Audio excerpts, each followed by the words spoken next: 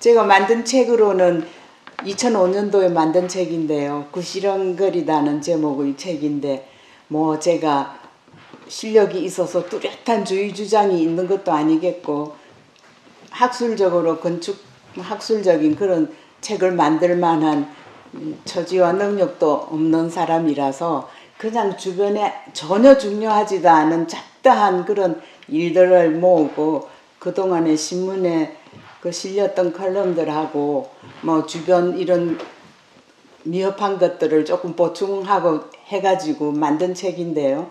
막 주의 주장을 펴지를 못하고 그냥 잡담하는 식의 그런 거니까 구시렁 된다는 의미로 구시렁거리다라는 제목으로 책을 만든 겁니다. 그 다음 책은 그 2006년도에 만든 책인데요. 스웨덴 독일 어린이집 둘러보기라는 책입니다. 우리가 1992년도에 그 여성 건축가협회 자체로 어린이 보육시설에 관한 연구 시작하고 보고서도 만들어내고 이렇게 했지만 너무 미흡한 점이 많고 주의 주장할 게 많아가지고 1996년도에 그 세계에서 제일 복지국가이고 어린이집 운영이 제일 잘 되고 있는 스웨덴을 우리가 견학을 했고 2002년도에는 독일은 그 어린이집 역사가 제일 깊은 곳입니다. 그래서 이 선진 국가들의 어린이집 운영 실태를 우리가 조사하기 위해 가지고 견학들을 했었거든요. 그래서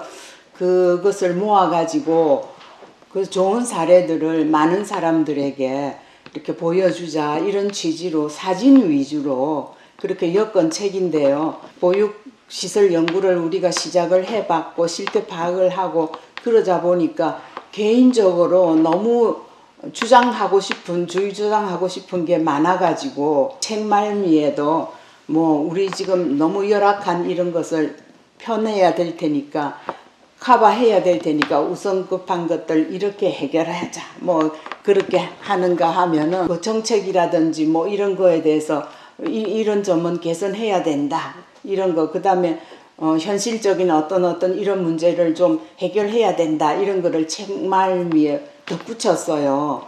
좋은 어린이집을 만들기 위한 조건은 이러이러한 것이다. 내 나름의 생각으로. 그 다음에 지금 우리 현황에서 어떻게 하면 이거를 빨리 해결할 수 있겠는가 싶어서 우선 급한 이것들 이렇게 하자. 이렇게 해서 대안 제시하는 식으로 덧붙였어요. 다음 책은요. 타가시설 확대 방안과 건축 설계 방향에 관한 연구라는 보고서인데요.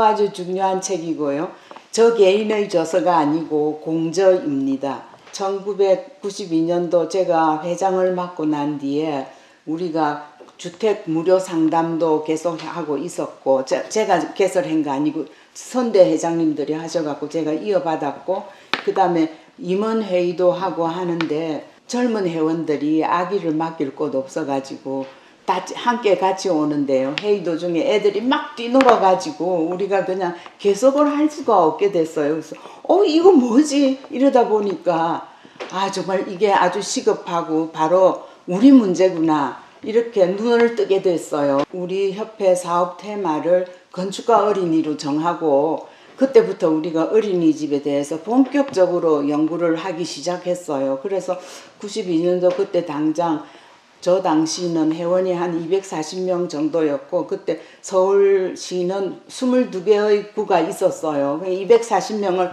구로 딱 나누어 가지고 전 회원이 참가해 가지고 그 어린이집 실태조사부터 시작을 한 겁니다. 현장 어린이집의 그 설계도 하고 그다음에 그 보육교사들의 애로사항이랄까 희망사항이랄까 이런 거를 실태조사를 다 했어요. 설문조사를 하고 보니까 우리가 그냥 경악했죠. 왜냐 그 수요 공급이 그렇게 기가 막히게 크게 모자랄 수가 있겠습니까? 그 실태조사한 자료를 가지고 한 1년 8개월 동안 연구 분석을 해가지고 설계 방안 어떻게 하면 확대를 할 수 있겠는가 뭐 신축 당장 90몇 % 나라가 지어낼 수 없잖아요 현실적으로. 그러니까 뭐 기존 건물들을 뭐 이렇게 활용하자라든지 그 설계 실제 그 어린이집 시설 설계 방면으로 우리가 분석하고 뭐 해가지고 유형별로 규모별로 이렇게 해가지고 설계 기준을 만든 거죠. 아주 중요한 거죠. 표준 도면을 만들어 가지고 그거를 제시한 그런 보고서 책입니다. 1993년도에 이 보고서를 제작을 해서 책을 만들어서 무료로 첨부를 배부를 했거든요. 그랬더니 너무 필요한 분들이 많아가지고 금방 동이 나버렸어요. 그래서 1995년도에 다시 재발간해가지고 또 무료로 배부를 했어요. 이 관계 부처에서도요, 영유아 보육법 그 개정할 때 우리 이 보고서 이 40몇 페이지, 7페이지인가 8페이지에 몇 줄은 토시 하나 안 바꾸고 그대로 참조돼 있느라고 같이 작업했던 회원이 말해주는 것을 들은 적 있습니다. 그리고 그 다음 책으로는 여성 건축가들이 만든 신나는 어린이집이라는 책을 만들었거든요. 이거는 우리가 이제 자원봉사, 설계 자문도 하고, 그 다음에 어린이집에 대해서 이렇게 우리 협회가 열심히 연구하고 있다는 게 막 입소문을 탈 거 아닙니까? 그러니까 어린이집 설계 의뢰가 1년 사이에 그냥 많이 들어온 거예요. 그래서 우리 회원들이 나누어서 설계를 했거든요. 감리도 하고. 그래서 그거를 결과를 모아가지고 책을 만든 건데요. 우리가 뭐 설계도면이랄지, 그 다음에 그 감리하면서 그 공사 내역, 진행 내역이라든지 어떤 어린이집은 공사비 내역까지도 다 이렇게 함께 실었거든요. 그랬더니 그 공사비 내역을 보고 많은 분들이 많이 좋아하셨어요. 저는 수서 어린이집, 태화 어린이집을 설계를 맡게 되었는데요. 어린이집 설계를 맡으면서 신축 중인 그 태화 기독교 사회복지관 빌딩 전체의 실내 디자인도 함께 맡게 되었습니다. 사회복지관이 온다니까 주변에 아파트에 사시는 분들이 몰려와가지고 복지관이면은 장애인들이 드나들고 그러면 아파트 시세 떨어진다고 막 항의하고 반대 데모를 그렇게 많이 하셨대요. 그런데 정작 어린이집이 완성되자마자 그냥 그 자리에서 100여 명의 대기자가 생겼다는 거 아닙니까? 그래갖고 주변 인식들도 많이 달라지고요. 쾌적한 환경에서 그 어린이들도 잘 뛰놀고 학부모들하고 주변 그 주민들이 함께 오셔가지고 그 사회복지관을 잘 활용을 하시고 하는 거를 보고서는 아, 건축의 선한 영향력 이런 거 아닌가 하는 생각도 들었죠. 그 다음에 반포에 있는 반포 종합사회복지관도 제가 설계를 하게 됐는데요. 그 어린이집 관리는 운영은 사랑의 교회에서 맡아서 하는 거였습니다. 역시나 이것도 제가 그 복지관 전체의 실내 디자인을 제가 맡게 됐었거든요. 그런데 이것도 마찬가지로 주변 주민들이 몰려와가지고 복지관 짓는 것을 그렇게 반대를 하셨대요. 그런데 이것도 개업하자마자 그냥 너무 많은 지원자가 몰리니까 제가 그 어린이집 중앙에 큰 홀을 만들어서 유희실을 만들어 줬거든요. 근데 저한테 아무런 언원도 없이 그 유희실을 커튼으로 반으로 쫙 나눠 가지고 보육실을 2개를 만들었다는 거 아닙니까? 그랬을 때 아, 이 건축이라는 거는 웅변이 필요 없는 거구나 하는 거를 느꼈죠. 주택을 많이 한 것 같아요.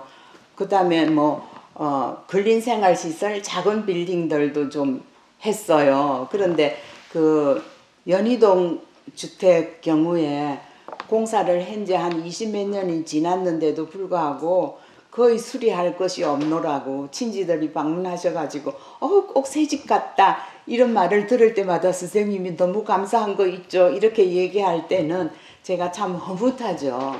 구리시에 박안수 선생님 댁도 짓게 된대요. 설계도 하고 이제 제가 그 집을 시공을 하게 됐는데 구리시 자체에 그 건축 제안도 엄격했고 그 다음에 다른 제안들이 많아가지고요.